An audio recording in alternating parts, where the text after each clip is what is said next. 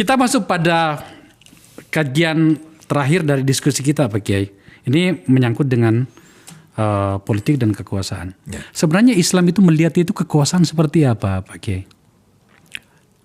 Ketika ada, kata Nabi Muhammad secara sederhananya, ketika kamu dalam pepergian 3 orang, maka kamu harus mengangkat salah satu menjadi pemimpin. Salah seorang pemimpin. Ya, artinya kewajiban agama kita membuat pemerintahan, mewujudkan pemerintahan. Bahkan Ibnu Taimiyah berpendapat pemimpin yang zalim lebih baik daripada tidak ada pemimpin. Karena bagaimana masih masalah ammah, kemaslahatan umum akan terjaga kalau ada, walaupun dia zalim secara itu. Artinya apa? Sekali lagi, kepemimpinan adalah merupakan perintah agama, membangun kepemimpinan. Maka beberapa ulama punya konsep kepemimpinan. Imam Ghazali punya Risalatul Muluk, Imam Mawardi punya Ahkamus Sultaniyah. Secara garis besar, pemimpin harus pertama berilmu, punya kapasitas lah, berilmu pengetahuan. Ayyakuna aliman. Yang kedua, ayyakuna adilan. Tunjukkan sikap yang adil, kebijakannya yang pro rakyat lah, yang pro.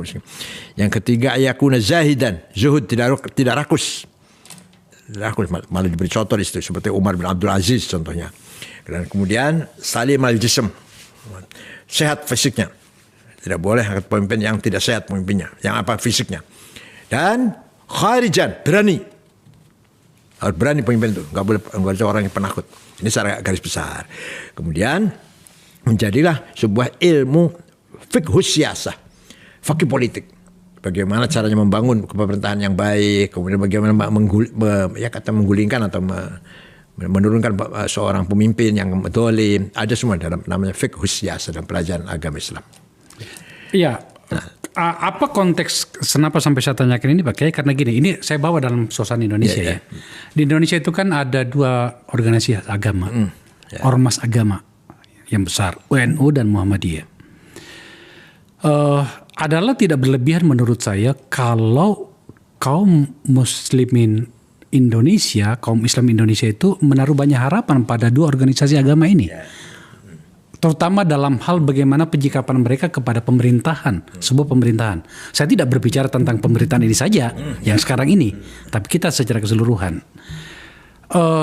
Dalam banyak situasi tampaknya organisasi keagamaan yang ada di kita itu dalam banyak kasus, dalam banyak situasi itu tampaknya terlalu menyesuaikan diri dengan kekuasaan.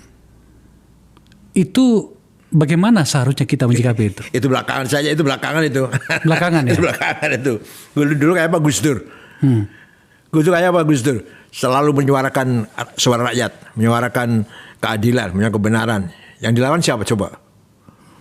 Pemerintah yang sangat otoriter, yang sangat kuat, tentara sangat kuat. Contoh itu. Demikian pula Kiai Hasyim Asy'ari yang punya sikap melawan Belanda, melawan penjajah, melawan Jepang. Ketika nikah datang mau ke Surabaya, Hasyim Asy'ari mengeluarkan resolusi jihad tanggal 22 Oktober, maka masyarakat Jombang, Mojokerto, Pasuruan, Sidoarjo, Surabaya, Madura, Pasuruan siap melawan kedatangan nikah. Korban sangat banyak, maka disebut Hari Pahlawan Nasional. Tapi kita menang. Brigjen Malabi mati. Mobilnya dipasang bom oleh santri. Yang masang bom di mobilnya Brigjen Malabi itu santri Tebuireng. Namanya Harun namanya. Walhasil bagaimana perjuangan para kiai dulu luar biasa sebenarnya. Luar biasa. Walaupun dalam sejarah kadang-kadang kurang disinggung lah. Kiai Ilyas Ruqyat, bapaknya Kiai Ruqyat. Itu penggerak masyarakat Sunda melawan penjajah. Zainul Mustafa dipenggal kepalanya. Diancol oleh Jepang karena mengajak masyarakat tidak mau menyetorkan hasil panen kepada Jepang. Kiai Rusdi, Hamid Rusdi di Malang, sekarang menjadi nama jalan, nama pasar, nama daerah di Malang, walaupun belum pahlawan nasional. Itu diberondong oleh Jepang.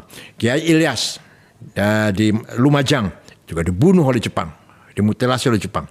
Semua itu kiai-kiai yang punya sikap luar biasa. Dan sampai yang menjadi batalion tentara banyak sekali. Kiai Munasir, bapaknya Pak Rozi Munir, Kiai Yusuf Hasim, pamannya Gus Dur, Kiai Abdul Abbas Buntet, itu semua pangkatnya letnan itu, letnan, kapten itu, ya. Saya kalau gitu